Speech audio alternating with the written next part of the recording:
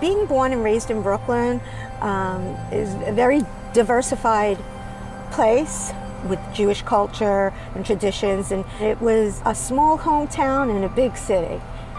My husband and I, after experiencing being a little traumatized from 9/11, decided we had to leave Brooklyn.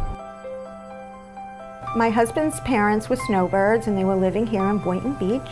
We found a beautiful home. Life is good. My husband decided to open up the dry cleaning business, family owned and operated. And 2008 was when our world did change financially, health-wise. My husband became disabled. He needed surgery to prevent paralysis. He has permanent disability. And we had to sell the business. We lost about $300,000. In 2014, I had a massive heart attack. I never thought I'd have a heart attack on my 50th birthday. When I was 52, I was diagnosed with breast cancer.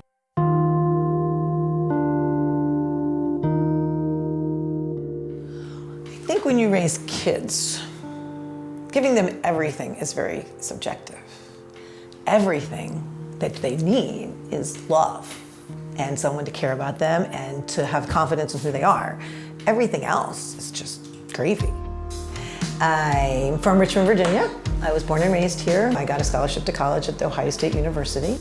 I swam there for 4 years, and I got a job offer from the national team coach to be the Swiss national coach. While I was there, I met my husband, and we came home, and I had my 3 kids here. My kids were 3, 5, and 6 when he decided he wanted to go back to Europe. And the kids haven't seen him in over a decade. He had no part in our life. He did not pay child support or anything. He left. So we started our life as Team Wink, the 4 of us. That was our new norm. When you have one parent, you need to be an active parent. At 18 years, that's all you get with your kids. And that was all they got as their childhood, so we made the best of it. It wasn't easy. I mean, you know, we were on food stamps for a while, we were on Medicaid. You know, we knew every Kids Eat Free in the city. We knew Monday nights was Moe's and Tuesday nights was Lone Star, and that's what we did. So they had everything they needed. And they didn't know differently because I never told them differently. Normal is whatever what you think it is.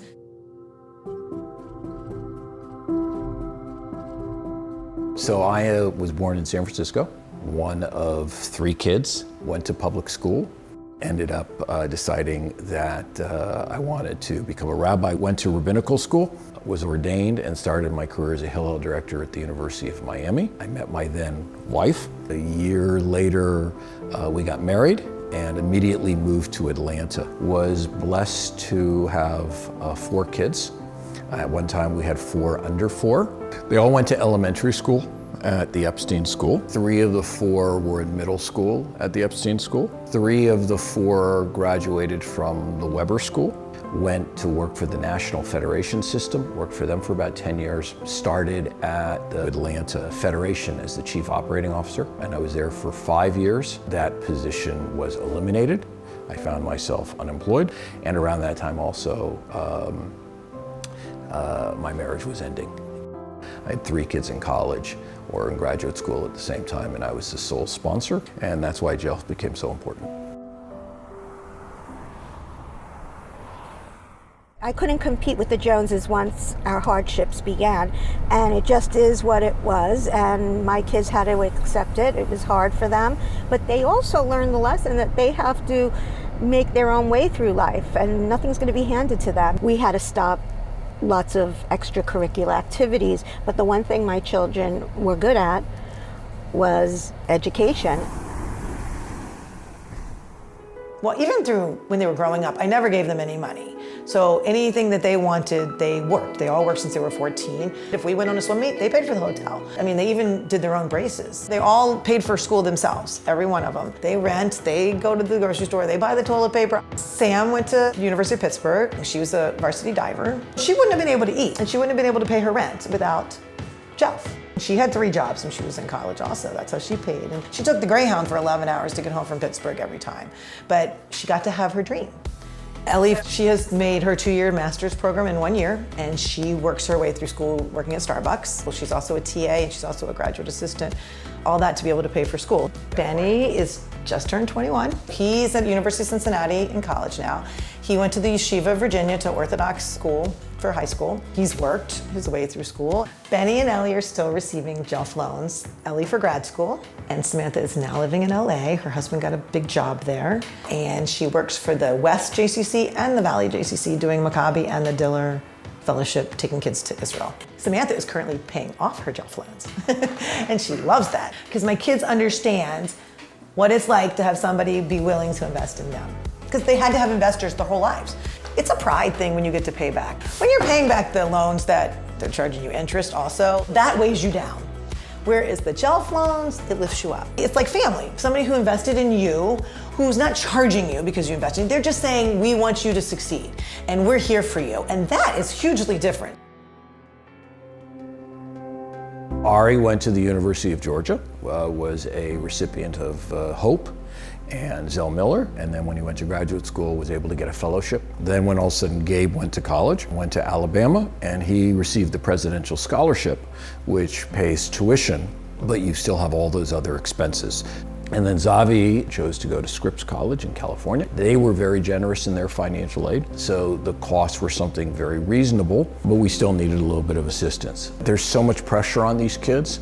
Part of that pressure is also the financial pressure for a lot of families. As someone who committed my life to working within the Jewish community, I was always paid a fair wage, but receiving a fair wage does not necessarily enable one to pay tuition. And so I think as much as I've given to the community, professionally, I think the community has done a great deal to help us raise our kids who are doing everything they can to support themselves. There's just sometimes these costs come up. In Gabe's senior year, one of the semesters, he took 22 credits in engineering. You can't succeed in school and have to work 20 hours a week.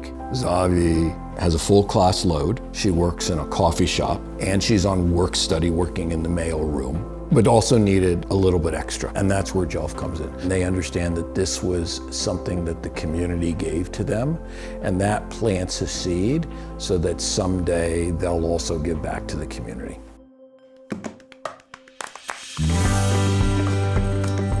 About Ben. He's caring and loving, and he loves to learn. He took AP exams, 5 of them in his freshman year. He left high school 2 years early because he found Bard College at Simon's Rock. It's for overachievers, and they're ready to go forward into college. Ben is now a junior, and we've been using JELF for the last 3 years. It gives him momentum, and he feels loved by the Jewish community. My kids are walking out. They're walking out with loans that they have to pay back to the federal government, and 2 of them walk out with loans they have to pay back to JELF. And it's a loan that gets paid back without any interest. What greater resource can there be in the community? They're now in a position where they can succeed, and JELF was our partner in doing that.